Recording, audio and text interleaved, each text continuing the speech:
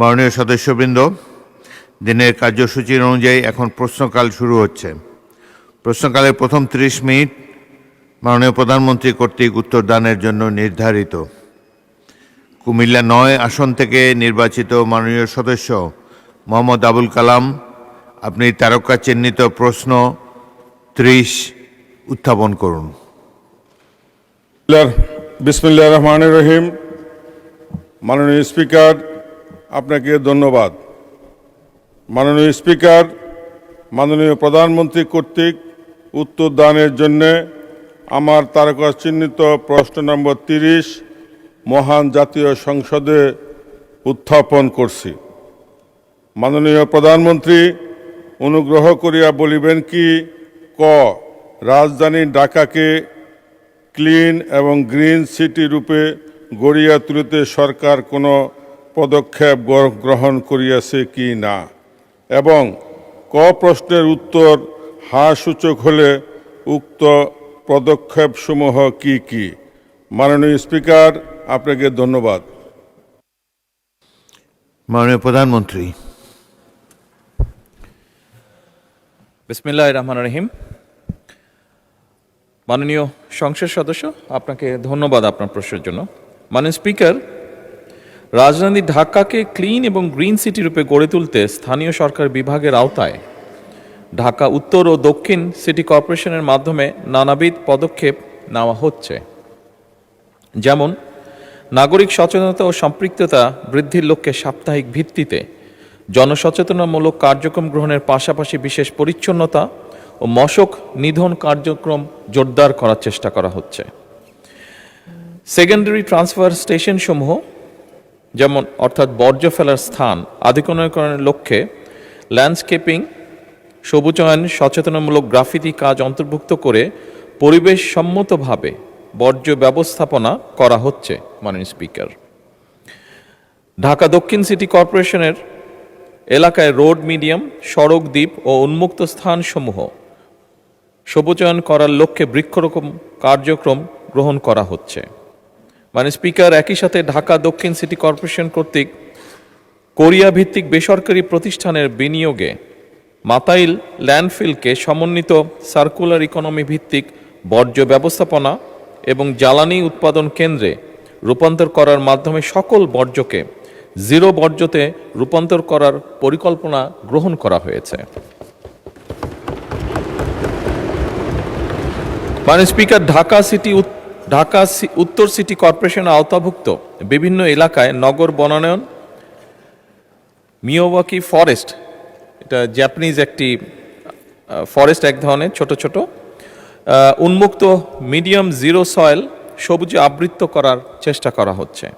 মাননীয় স্পিকার, ঢাকা উত্তর সিটি কর্পোরেশনের আওতাধীন এলাকায় আগামী 5 বছরে ইনশাল্লাহ 5 লক্ষ বৃক্ষরোপণের লক্ষ্যমাত্রা নির্ধারণ করা হয়েছে। মাননীয় স্পিকার, একই সাথে মেট্রো রেলের নিচের খালি অংশে মিরপুর 12 হতে মিরপুর ডিএইচএস পর্যন্ত এবং এলিভেটেড এক্সপ্রেসওয়ে আবদুল্লাপুর হতে ফার্মগেট পর্যন্ত এই নিচের অংশে খালি জায়গায় বৃক্ষরোপণ করা হবে ইনশাল্লাহ। পাশাপাশি রাজধানী ঢাকাকে ক্লিন এবং গ্রিন সিটি রূপে গড়ে তোলার লক্ষ্যে পরিবেশ অধিদপ্তর কর্তৃক ঢাকা শহরের পরিবেশ দূষণ নিয়ন্ত্রণের অগ্রাধিকার দেওয়া হয়েছে।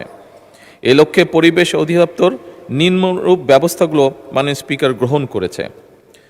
মাননীয় স্পিকার, অনেকগুলো ব্যবস্থা আছে, আমি যদি পড়ি স্বাভাবিকভাবেই সময় অনেক লাগবে, সেই জন্য আমি এটা অনুরোধ করব পঠিত বলিয়া গণ্য করা হোক। মাননীয় স্পিকার, ধন্যবাদ। ধন্যবাদ মাননীয় প্রধানমন্ত্রী। উত্তরের বাকি অংশ পঠিত বলে গণ্য করা হলো।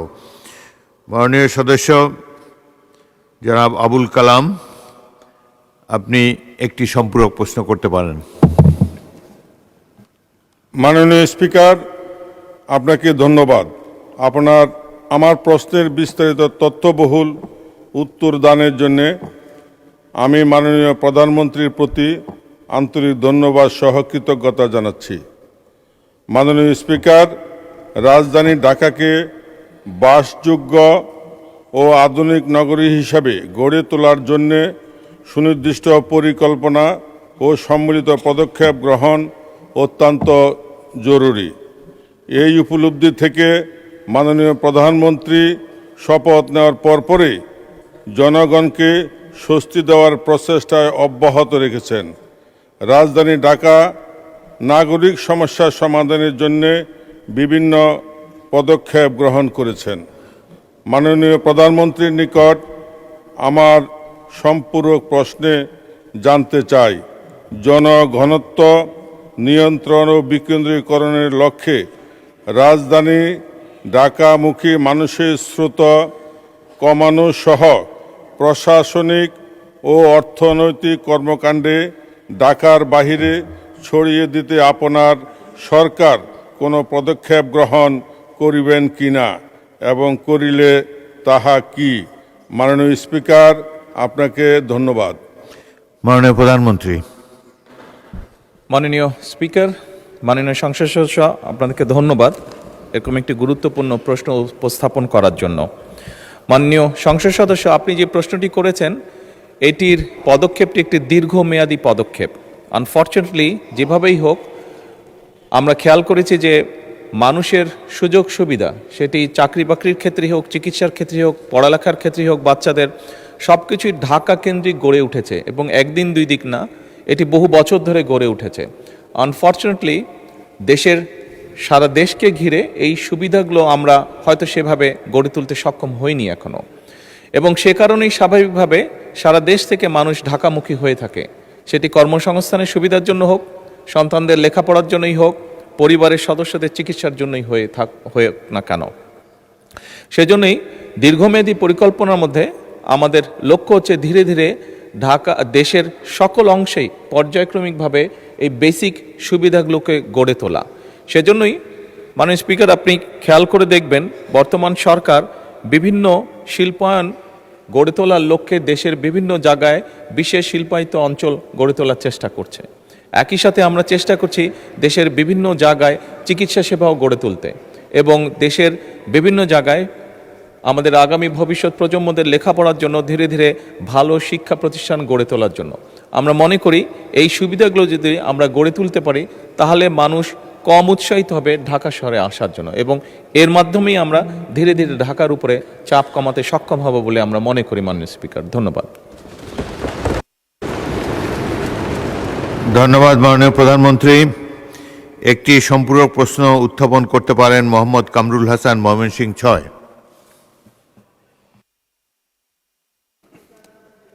মাননীয় স্পিকার, আপনাকে ধন্যবাদ। আমি আপনার মাধ্যমে মাননীয় প্রধানমন্ত্রীর কাছে আমি জানতে চাই, ঢাকার বাইরে আমাদের ময়মনসিংহ সিটি কর্পোরেশন, এটা নতুন সিটি কর্পোরেশন, এখানেও আসলে গ্রিন হওয়া দরকার এই কর্পোরেশন। এখানে ময়লা আবর্জনার স্তূপ, পাশাপাশি রাস্তা খুবই সরু, আর সেই ক্ষেত্রে রেল লাইনটি একেবারে বরাবর শহরের এই প্রান্ত থেকে ওই প্রান্তে চলে গিয়েছে। প্রায় 10টি রাস্তা ক্রস করতে হয় রেল চলাচলের সময়। এক দেড় ঘন্টা পর পর যখন এই রেল চলাচল করে রেলগাড়ি, তখন পুরা শহর স্থবির হয়ে যায়। আমার মাননীয় প্রধানমন্ত্রীর কাছে প্রশ্ন হচ্ছে, এই রেল লাইনটি যদি শহর থেকে সরিয়ে বাইরে বাইপাস করা যায় অথবা রেল স্টেশনটি বাইরে নেওয়া যায়, তাহলে শহরের এই 300 ফিট রাস্তা বরাবর একটি রাস্তা হয়ে যাবে শহরের মূল শহরে। এই প্রকল্প যদি গ্রহণ করা হয় তাহলে অনেক ক্ষেত্রেই যানজট কমবে এবং ময়মনসিংহ সিটি কর্পোরেশনকে আধুনিক করার জন্য মাননীয় প্রধানমন্ত্রীর কোনো পরিকল্পনা আছে কিনা আমি জানতে চাই। ধন্যবাদ আপনাকে। মাননীয় প্রধানমন্ত্রী, প্রশ্নটি মূল প্রশ্নের সাথে সম্পর্কিত নয়, আপনি ইচ্ছা করলে উত্তর দিতেও পারেন। ধন্যবাদ মাননীয় স্পিকার। মাননীয় সংসদ সদস্য, আপনাকে ধন্যবাদ। মাননীয় সংসদ সদস্য, আপনি যদি খেয়াল করে দেখেন, আপনি যখন স্কুলে পড়তেন তখন কিন্তু এই সমস্যাটা ছিল না। তখন কিন্তু রেল লাইনটা অনেক দূরে ছিল শহর থেকে, বাট এখন কিন্তু রেল লাইনটা শহরের ভিতরে চলে এসেছে। অর্থাৎ মানুষ জনসংখ্যা বাড়ার সাথে সাথে শহরের পরিধিটা বেড়েছে। আপনি যে বাইপাসের কথা বললেন, আমি আমার নিজ শহর, নিজ ডিস্ট্রিক্টের কথা বলতে পারি, সেখানেও একটি বাইপাস আছে যেটি শহরকে বাইপাস করে চলে গিয়েছে, কিন্তু এখন দেখা যাচ্ছে সেই বাইপাসের উপরেও বিভিন্ন প্রতিষ্ঠান গড়ে উঠেছে, বাইপাসের দুই পাশে, বাইপাসের উপরে না, বাইপাসের দুই পাশে। এখন মনে হচ্ছে বাইপাসকে বাইপাস করার জন্য আরেকটি বাইপাস দরকার।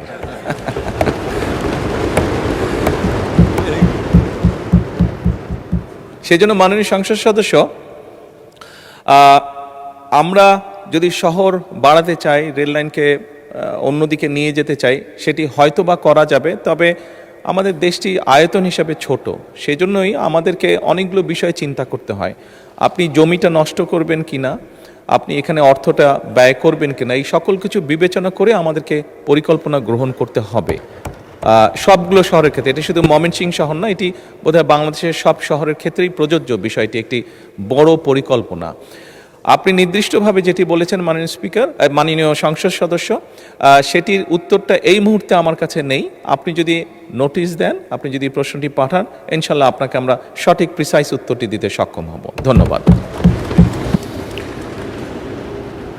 পরবর্তী প্রশ্ন খুলনা 1 আসন থেকে নির্বাচিত মাননীয় সদস্য আমির রেজাজ খান, আপনি তারকা চিহ্নিত প্রশ্ন 31 উত্থাপন করতে পারেন। বিসমিল্লাহির রহমানির রহিম।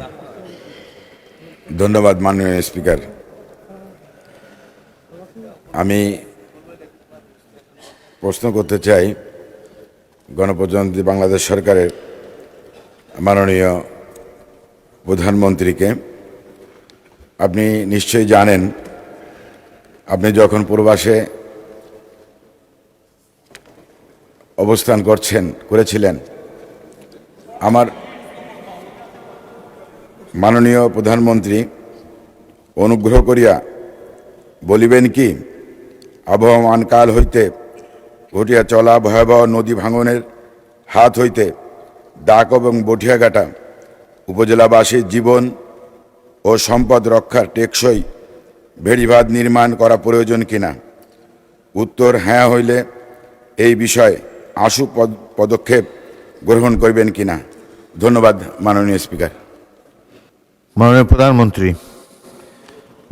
ধন্যবাদ মাননীয় স্পিকার, ধন্যবাদ মাননীয় সংসদ সদস্য। উপকূলীয় জেলা খুলনার দাকব ও বৈঠাঘাটা উপজেলা ভয়াবহ নদী ভাঙনের ঝুঁকি সম্পর্কে সরকার অবগত আছে। দাকব উপজেলায় 60-এর দশকে বেড়িবাঁধ নির্মাণ করা হয়। উক্ত বেড়িবাঁধটি নদী ভাঙন, ঘূর্ণিঝড় ও জলোচ্ছ্বাসের কারণে সময় সময় ক্ষতিগ্রস্ত হয়েছে। সেজন্যই দাকব ও বৈঠাঘাটা উপজেলাবাসীর জীবন ও সম্পদ রক্ষায় টেকসই বেড়িবাঁধ নির্মাণ এবং নদী ভাঙন রোধকল্পে সরকার বেশ কিছু পদক্ষেপ গ্রহণ করেছে, যা সংক্ষেপে আমি তুলে ধরতে চাই। খুলনা জেলার দাকব উপজেলায় পানি সম্পদ মন্ত্রণালয়ের অধীনে বাংলাদেশ পানি উন্নয়ন বোর্ড কর্তৃক নদী ভাঙন রোধে ডিজাস্টার রিস্ক ম্যানেজমেন্ট এনহান্সমেন্ট প্রজেক্টের আওতায় বুটবুনিয়া, খলিশা, গাইনিবাড়ি এবং ঝালবুনিয়া নামক স্থানে স্থায়ী নদী তীর ও বাঁধের ঢাল সংরক্ষণ কাজ চলমান রয়েছে। প্রকল্পটি মেয়াদ জুন 2027-এ সমাপ্ত হবে ইনশাল্লাহ। এছাড়াও মাননীয় স্পিকার, জলবায়ু পরিবর্তনের ঝুঁকি মোকাবেলায় খুলনা জেলার দাকব উপজেলায় উপকূলীয় পোন্ডার নম্বর 31-এর পুনর্বাসন প্রকল্পটির প্রকল্প দলিল বর্তমানে যাচাই বাছাই পর্যায়ে রয়েছে। প্রকল্পটি বাস্তবায়িত হলে দাকব উপজেলাবাসী ভয়াবহ নদী ভাঙনের হাত থেকে ইনশাল্লাহ রক্ষা পাবে। ভয়াবহ নদী ভাঙনের হাত থেকে দাকব ও বৈঠাঘাটা উপজেলাবাসীর জীবন ও সম্পদ রক্ষায় পানি উন্নয়ন বোর্ডের মাধ্যমে অধিক ঝুঁকিপূর্ণ স্থানসমূহে ইতিমধ্যেই জরুরি আপৎকালীন কাজ বাস্তবায়ন করা হয়েছে। আগামী বর্ষা মৌসুমের পূর্বেই দাকব ও বৈঠাঘাটা উপজেলায় ঝুঁকিপূর্ণ বেড়িবাঁধগুলো বাস্তবতার আলোকে ইনশাল্লাহ সংস্কারের পরিকল্পনা রয়েছে। মাননীয় স্পিকার, সাধারণ মানুষের জানমালের নিরাপত্তা ও সম্পদ রক্ষায় সরকার সচেষ্ট রয়েছে। এ লক্ষ্যে পানি উন্নয়ন বোর্ডের মাধ্যমে ভাঙ্গন প্রবণ স্থানগুলো নিয়মিত তদারকি এবং জরুরি প্রয়োজনে দ্রুততার সাথে সংস্কার কাজ পরিচালনার পরিকল্পনাও সরকারের রয়েছে। মাননীয় স্পিকার, ধন্যবাদ। মাননীয় সদস্য আমির রেজাজ খান একটি সম্পূরক প্রশ্ন করতে পারেন। ধন্যবাদ মাননীয় স্পিকার। ধন্যবাদ মাননীয় প্রধানমন্ত্রী জনাব তারেক রহমানকে, যে উনি নিজেও জানেন যে আমার এই অঞ্চলে উনি যে কথা আমি বলতে গিয়েছিলাম, উনি পূর্বাসে থেকেও সবসময় আমার এই অঞ্চলের লক্ষ্য রেখেছেন এবং কেন্দ্রীয় নেতৃবৃন্দদেরকে উনি পাঠিয়েছেন। যখন ভাঙন কবলিত অঞ্চলে মানুষ পানির বন্যার সময় পানি এত বৃদ্ধি পেয়ে বিভিন্ন এলাকা প্লাবিত হয়েছে, হাজার হাজার মানুষ বাড়িঘর ছেড়ে অন্য স্তরে চলে গিয়েছে, প্রতি বছরই এমনই হয়। তাই টেকসই বাঁধ নির্মাণ করলে উনি যে আশ্বস্ত করেছেন, আমার দাকব এবং বটিয়াঘাটার মানুষ অবশ্যই সেটা বিশ্বাস করে এবং বিএনপির সরকার ক্ষমতায় আসলে এই কাজগুলো সম্পন্ন হবে বলে মানুষ বিশ্বাস করে, যে কারণে তারা আমাকে ভোট দিয়েছে। ধন্যবাদ মাননীয় স্পিকার, ধন্যবাদ মাননীয় প্রধানমন্ত্রী। আপনি তো কোনো প্রশ্ন করেননি। Anyway, thank you. যারা মনিরুল হক চৌধুরী প্রশ্ন করবেন?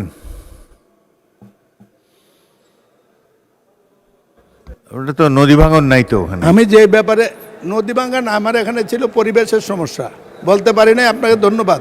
আচ্ছা, মাননীয় সদস্য last row, fourth from left, বলুন।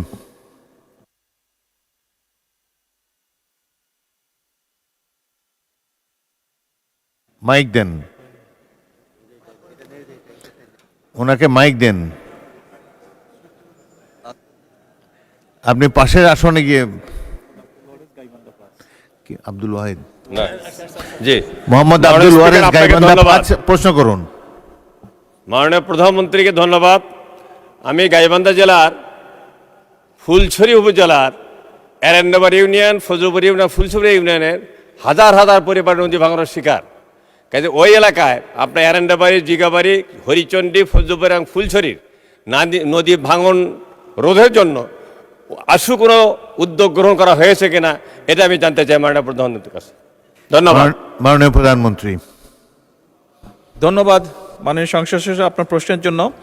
আপনি যেটি বললেন যে আপনার এলাকায় আশু কোনো পদক্ষেপ গ্রহণ করা হয়েছে কিনা, আশু পদক্ষেপটির ব্যাপারে এই মুহূর্তে আমার কাছে উত্তর নেই। তবে ওভারঅল আমরা যেখানে যেখানে সারা বাংলাদেশের নদী ভাঙনের এই সমস্যাগুলো রয়ে গেছে, আমরা সবগুলো জায়গার ব্যাপারে চেষ্টা করছি সরকারের পক্ষ থেকে দ্রুতভাবে ব্যবস্থা গ্রহণ করার জন্য, যাতে করে এই নদী ভাঙন যতটা সম্ভব রোধ করা সম্ভব হয়। আপনি যদি মাননীয় সংসদ সদস্য, আপনি নির্দিষ্টভাবে আপনার এলাকার সমস্যাটির বিষয় যদি জানতে চান, দয়া করে নোটিশ দিবেন, ইনশাল্লাহ আপনাকে আমরা সঠিক উত্তর দেব। ধন্যবাদ মাননীয় স্পিকার। টাঙ্গাইল 6 আসন থেকে নির্বাচিত মাননীয় সদস্য মোহাম্মদ রবিউল আওয়াল, আপনি তারকা চিহ্নিত প্রশ্ন 32 উত্থাপন করুন। মাননীয় স্পিকার, আপনাকে ধন্যবাদ। আমার তারকা চিহ্নিত 32। আমি মোহাম্মদ রবিউল আওয়াল, 135 টাঙ্গাইল 6। মাননীয় প্রধানমন্ত্রী, অনুগ্রহ করিয়া বলিবেন কি, নারীর জন্য শোভন কর্ম, নারী ও শিশুর নিরাপত্তা, শিশু বিকাশ ও কল্যাণ, নারীর জন্য স্মার্ট কর্মজগৎ এবং জলবায়ু পরিবর্তন মোকাবেলায় নারীর সক্ষমতা বৃদ্ধির লক্ষ্যে বিএনপি সরকার যে সকল পরিকল্পনা উদ্যোগ গ্রহণ বাস্তবায়ন করিয়াছেন তাহা কি? মাননীয় প্রধানমন্ত্রী। ধন্যবাদ মাননীয় স্পিকার। মাননীয় সংসদ সদস্য, আপনাকে ধন্যবাদ আপনার প্রশ্নের জন্য। বর্তমান সরকার একটি নিরাপদ, বৈষম্যহীন এবং জলবায়ু সহিষ্ণু বাংলাদেশ গড়ে তুলতে কাজ শুরু করেছে, যেখানে নারী ও শিশুরাই হবে টেকসই উন্নয়নের সম অংশীদার এবং ভবিষ্যৎ প্রজন্ম পাবে একটি সমৃদ্ধ বাংলাদেশ ইনশাআল্লাহ। নারী ও শিশুদের হবে সার্বিক উন্নয়ন ও কল্যাণ নিশ্চিতকল্পে মহিলা ও শিশু বিষয়ক মন্ত্রণালয়ের আওতায় নানাবিধ কার্যক্রম পরিচালিত হচ্ছে। এর ভিতর উল্লেখযোগ্য হল গরিব, অসচ্ছল এবং কর্মক্ষম মহিলাদের আর্থসামাজিক অবস্থার উন্নয়ন সাধনের লক্ষ্যে ভালনারেবল উইমেন বেনিফিট কার্যক্রম, গর্ভবতী মায়ের গর্ভকালীন পুষ্টি এবং শিশু পুষ্টি চাহিদা পূরণ ও বুদ্ধিভিত্তিক বিকাশে মা ও শিশুর সহায়তা কর্মসূচি, মহিলাদের কর্মসংস্থানের জন্য ক্ষুদ্র ঋণ কর্মসূচি, নারী উদ্যোক্তাদের উৎপাদিত পণ্য বিপণনের ক্ষেত্রে জয়িতা ফাউন্ডেশন পরিচালনা ইত্যাদি। এছাড়াও মাননীয় স্পিকার, নারী নির্যাতন প্রতিরোধ কল্পে বিভিন্ন আইন ও বিধিবিধান প্রণয়ন ও বাস্তবায়নের পাশাপাশি নারী ও শিশু নির্যাতন প্রতিরোধে ন্যাশনাল টলারেন্সি helpline, national toll free helpline, one stop crisis centre, one stop crisis cell, national forensic DNA profiling laboratory, national trauma counselling centre, মহিলা, শিশু ও কিশোরী হেফাজতিদের নিরাপদ আবাসন কেন্দ্র রয়েছে মাননীয় স্পিকার। এছাড়াও বিদ্যমান মা ও শিশু সহায়তা কর্মসূচি ধারাবাহিকভাবে সম্প্রসারণের পরিকল্পনা রয়েছে সরকারের। এ কর্মসূচিতে প্রাপ্ত আর্থিক সুবিধার পরিমাণ ও উপভোগকারীর সংখ্যা বৃদ্ধি, কর্মসূচিতে প্রসব পূর্ব এবং প্রসব পরবর্তী সেবা অন্তর্ভুক্ত করা, টিকা ও প্রাতিষ্ঠানিক ডেলিভারি অন্তর্ভুক্ত করার পরিকল্পনা রয়েছে সরকারের মাননীয় স্পিকার। নারীর সামাজিক ও অর্থনৈতিক নিরাপত্তা নিশ্চিতকরণে মানসম্মত প্রশিক্ষণ, নগদ সহায়তার সাথে জীবিকা সহায়তা যুক্ত করে শহর এবং গ্রাম অঞ্চলের জন্য পৃথক গ্র্যাজুয়েশন ভিত্তিক মডেল সম্প্রসারণের পরিকল্পনা রয়েছে। অধিক সংখ্যক নারী উদ্যোক্তা তৈরি এবং নারীদের জন্য বিপণন নেটওয়ার্ক শক্তিশালীকরণের পরিকল্পনাও সরকারের রয়েছে মাননীয় স্পিকার। মাননীয় স্পিকার, ইতিমধ্যে নারীর অর্থনৈতিক ক্ষমতায়নের প্রান্তিক ও নিম্ন আয়ের পরিবারগুলোকে সুরক্ষা দিতে প্রাথমিক পর্যায়ে 13টি জেলা এবং 3টি সিটি কর্পোরেশনের 38,814টি পরিবারের নারী প্রধানকে ফ্যামিলি কার্ডের মাধ্যমে মাসিক 2,500 টাকা প্রদান করা হয়েছে।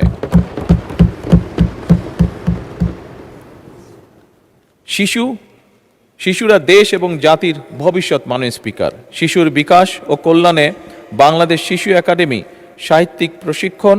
সাংস্কৃতিক প্রশিক্ষণ, জাতীয় শিশু পুরস্কার প্রতিযোগিতা আয়োজন, শিশুতোষ চলচ্চিত্র নির্মাণ, দরিদ্র ও দুস্থ শিশুদের প্রাথমিক ও শিশু বিকাশ কর্মসূচি, অটিজম বিষয়ক সচেতনমূলক কার্যক্রম, পরিবেশ সংরক্ষণ সহ শিশু স্বাস্থ্য সংরক্ষণের নানাবিধ দায়িত্ব পালন করে আসছে। মাননীয় স্পিকার, পথ শিশু পুনর্বাসন কার্যক্রমের আওতায় 2টি আবাসিক কেন্দ্রের মাধ্যমে বর্তমানে 151 জন শিশুকে আবাসিক ব্যবস্থা, খাবার, চিকিৎসা ও শিক্ষা সেবা প্রদান করা হয়। এছাড়াও এ কার্যক্রমের আওতায় 9টি আউটরিচ স্কুল রয়েছে। কর্মজীবী মায়েদের 6 মাস হতে 6 বছরের শিশুদের দেখভালের জন্য মোট 64টি শিশু দিবাযত্ন কেন্দ্র রয়েছে। এই সকল দিবাযত্ন কেন্দ্রে সুষম খাবার প্রদান, প্রাক স্কুল শিক্ষা প্রদান, প্রাথমিক স্বাস্থ্য পরিচর্যা করা এবং ইনডোর খেলাধুলা ও চিত্ত বিনোদনের ব্যবস্থা রয়েছে। নারীদের কর্মস্থলে শিশু পরিচর্যা কেন্দ্র, ডে কেয়ার সেন্টার স্থাপনের পাশাপাশি গার্মেন্টস সহ সব শিল্প কলকারখানা, অফিস ও আদালতে কর্মরত মায়েদের জন্য ব্রেস্টফিডিং কর্নার স্থাপনের বিষয়ে নির্বাচনী ইশতেহারে আমরা গুরুত্ব আরোপ করেছি মাননীয় স্পিকার। মাননীয় স্পিকার, উপকূলীয় জনগোষ্ঠী বিশেষত নারীদের জলবায়ু পরিবর্তনজনিত লবণাক্ততার ঝুঁকি প্রশমন এবং অভিযোজন সক্ষমতা বৃদ্ধি করে সুপেয় পানির প্রাপ্যতা এবং জীবিকার মান উন্নয়ন নিশ্চিত করার লক্ষ্যে মহিলা ও শিশু মন্ত্রণালয়ের অধীনে জেন্ডার রিপ্রেজেন্টেটিভ ক্লাইমেট অ্যাডাপশন প্রকল্পের আওতায় বাংলাদেশের উপকূলীয় এলাকায় খুলনা জেলার দাকব, কয়রা ও পাইকগাছা উপজেলা এবং সাতক্ষীরা জেলার আশাশুনি ও শ্যামনগর উপজেলা বৃষ্টির পানি সংরক্ষণ ও ব্যবস্থাপনা কার্যক্রম চালু রয়েছে। এ প্রকল্পের মাধ্যমে মোট 43,000 জন নারীকে জীবিকা সহায়তা, প্রশিক্ষণ ও কৃষি উপকরণ প্রদান করা হয়েছে। এছাড়াও 13,308টি পরিবার ভিত্তিক বৃষ্টির পানি সংরক্ষণ ও ব্যবস্থাপনা সম্পন্ন রয়েছে এবং উপকারভোগীর নিকট হস্তান্তরও করা হয়েছে মাননীয় স্পিকার। এছাড়া 2025-26 অর্থ বছরে 3,000 লিটার বিশিষ্ট আরও 2,000টি পরিবার ভিত্তিক বৃষ্টির পানি সংরক্ষণ ও ব্যবস্থাপনা সিস্টেম স্থাপনের কাজ চলমান রয়েছে মাননীয় স্পিকার। এই অর্থ বছরে আরও 10 খানা বিশিষ্ট 658টি কমিউনিটি ভিত্তিক রেইন ওয়াটার হারভেস্টিং সিস্টেম স্থাপনের কাজও চলমান রয়েছে মাননীয় স্পিকার। ধন্যবাদ। মাননীয় সদস্য জনাব রবিউল আউয়াল একটি সম্পূরক প্রশ্ন করতে পারেন। মাননীয় স্পিকার, আপনাকে ধন্যবাদ। নারীর জন্য শোভনকর্ম, নারী ও শিশুর নিরাপত্তা, শিশু বিকাশ ও কল্যাণ, নারীর জন্য স্মার্ট কর্মজগৎ, জলবায়ু পরিবর্তন। আমাদের মাননীয় প্রধানমন্ত্রী যেভাবে উদ্যোগ নিয়েছেন, আমি তাকে সাধুবাদ জানাই। এই ব্যাপারে আর কোনো দ্বিধা এবং প্রশ্ন নেই। ধন্যবাদ। আসসালামু আলাইকুম। ধন্যবাদ। মাননীয় সদস্য আবুল হাসনাত, প্রশ্ন আছে? সম্পূরক প্রশ্ন করতে পারেন। জি মাননীয় স্পিকার, ধন্যবাদ মাননীয় স্পিকার। মাননীয় স্পিকার, মাননীয় প্রধানমন্ত্রী মাত্র যে উত্তরটি দিয়েছেন, নারীদের সামগ্রিক উন্নতির জন্য, অর্থনৈতিক উন্নতির জন্য যেসব পদক্ষেপগুলো নিয়েছেন, সেসব পদক্ষেপের 5 নম্বর প্যারাগ্রাফের আলোকে মাননীয় স্পিকার আমার সম্পূরক প্রশ্ন। মাননীয় প্রধানমন্ত্রী বলেছেন যে টোটাল 4 কোটি পরিবারকে আমরা ফ্যামিলি কার্ডের আওতায় নিয়ে আসব। আমরা যদি 4 কোটি পরিবারকে আমরা ফ্যামিলি কার্ডের আওতায় নিয়ে আসি, তাহলে আমাদের 1,20,000 কোটি টাকা মাননীয় স্পিকার আমাদের টোটাল হচ্ছে খরচ হবে, এবং প্রসিজারাল কস্ট সহ সেখানে 1,34,000 কোটি টাকা হচ্ছে আমাদের বার্ষিক খরচ হচ্ছে। আবার গত সপ্তাহে মাননীয় স্পিকার আমরা ফার্মার্স কার্ডের বিষয়ে জানলাম যে 2,75,00,000 ফার্মার্সকে আমরা ফার্মার্স কার্ডের অধীনে আমরা নিয়ে আসবো। মাননীয় সদস্য সরাসরি প্রশ্ন করুন, ভূমিকা বাদ দেন, প্রশ্ন করুন। তো সেখানে 6,875 কোটি টাকা, যেখানে প্রসিজারাল কস্ট সহ 7,000 কোটি টাকা মাননীয় স্পিকার খরচ হচ্ছে। অর্থাৎ মাননীয় প্রধানমন্ত্রীর কাছে আমার প্রশ্ন, এই পদক্ষেপগুলো নিঃসন্দেহে মানুষকে সংযোগ করেছে, মানুষ সেগুলোর প্রতি আকৃষ্ট হয়েছে, কিন্তু আমার প্রশ্নটি হচ্ছে, আমরা 1,40,000 কোটি টাকা প্রত্যেক বছরে যদি একটা নির্ভরশীল অর্থনীতির খাতে আমরা বিনিয়োগ করি, সেক্ষেত্রে এটা কতটা হচ্ছে আমাদের অর্থনীতিকে স্বনির্ভর করবে, এবং এই অর্থটা কি আমরা সোশ্যাল সেফটি নেটসের যেই খাতগুলো এখন বর্তমানে বিদ্যমান রয়েছে সেগুলো থেকে কেটে এনে আমরা সেখানে বরাদ্দ দিচ্ছি, নাকি হচ্ছে আমরা নতুন করে আমরা এই খাতগুলোতে টাকা দিচ্ছি? যদি নতুন করে দেই, সেক্ষেত্রে মুদ্রাস্ফীতি ঘটার সম্ভাবনা রয়েছে কিনা সেটি পরীক্ষা করা হয়েছে কিনা, এটি আমার প্রশ্ন। ধন্যবাদ মাননীয় স্পিকার। মাননীয় প্রধানমন্ত্রী। মাননীয় স্পিকার, আপনাকে ধন্যবাদ। মাননীয় ইয়াং সংসদ সদস্য, আপনাকেও ধন্যবাদ আপনার প্রশ্নের জন্য। অবশ্যই আল্লাহর কাছে শুকরিয়া, আলহামদুলিল্লাহ, যে আমরা যে ফ্যামিলি কার্ডের কথা জনগণকে বলেছিলাম নির্বাচনের পূর্বে, সেই ফ্যামিলি কার্ডটি মানুষ গ্রহণ করেছে, এবং আপনি নিজেও সাক্ষী, আপনি নিজেও সাক্ষী, আপনার নির্বাচনী এলাকাতেও আপনাকেও মহিলারা ঘিরে ধরেছিল ফ্যামিলি কার্ড দেওয়ার জন্য। আপনি উত্তরে বলেছেন যেই মুহূর্তে ফ্যামিলি কার্ড সরকার দেবে আপনি চেষ্টা করবেন তাদেরকে ফ্যামিলি কার্ড ডিস্ট্রিবিউট করার জন্য। মাননীয় সংসদ সদস্য, আপনি নিশ্চয়ই এটি অনুধাবন করতে পারবেন যে 4 কোটি পরিবারকে আমরা ফ্যামিলি কার্ড দিব। আমরা পর্যায়ক্রমিকভাবে সরকার এটা দেবে। পৃথিবীর কোনো সরকারের পক্ষেই একবারে এটি করা সম্ভব না। এই ডাটাগুলো কালেক্ট করতে হবে, কার কি অবস্থা, প্রত্যেকটা ফ্যামিলির ডাটা কালেক্ট করবে, পর্যায়ক্রমিকভাবে আমরা দিব। এবং প্রথম স্টেজে আমরা যারা ভালনারেবল ফ্যামিলি, আমরা তাদেরকে এই কার্ডগুলো দিব। কাজেই ধীরে ধীরে আমরা বাজেটটি তৈরি করব, এবং ধীরে ধীরেই আমরা কার্ড দেওয়ার সংখ্যাটা ধীরে ধীরে আমরা বাড়াবো। এবং সেজন্যই আমরা মনে করি আমাদের যেই সব হিসাব নিকাশ করেছি আমরা, তাতে করে বাজেটের উপরে কোনো চাপ পড়ার তেমন কোনো কারণ নেই। এটি গেল 1 নম্বর। দ্বিতীয়ত, আপনি বলেছেন যে আরও যেগুলো সেফটি নেট,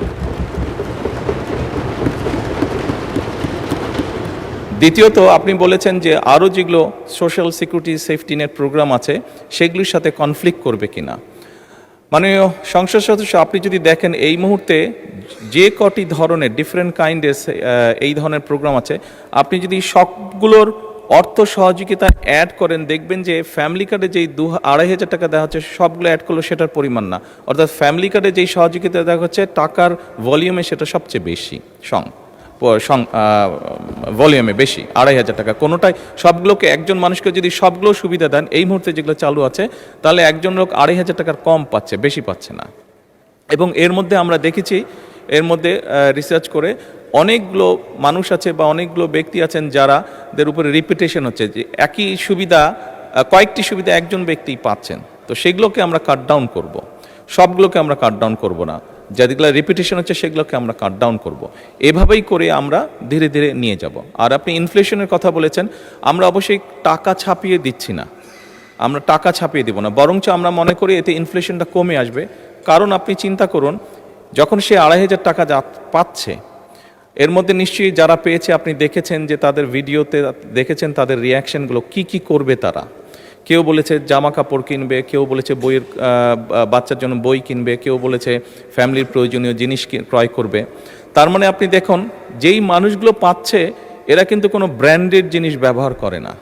আমরা সবাই একটু অ্যাফোর্ড করতে বলে যে ব্র্যান্ডেড বিদেশি জিনিস ব্যবহার করি, এই মানুষগুলো কিন্তু যেসব জিনিস ব্যবহার করে সেগুলো কিন্তু তাদের প্রয়োজনীয় জিনিস ব্যবহার করে, এবং তারা যেই জিনিসগুলো ব্যবহার করে অধিকাংশই দেশীয় কলকারখানা দেশেই উৎপাদিত হয়।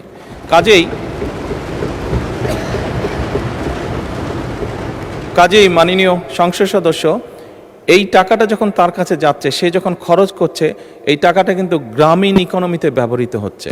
সে হয় মুরগি কিনছে, সে হয়তো থালা বাসন কিনছে, সে হয়তো গামছা কিনছে, যেই সবগুলো জিনিস, সে তার বাচ্চার যে কাপড় কিনছে, সে তার বাচ্চার জন্য যে বই কিনছে, সবগুলো জিনিস লোকালি প্রডিউস হচ্ছে।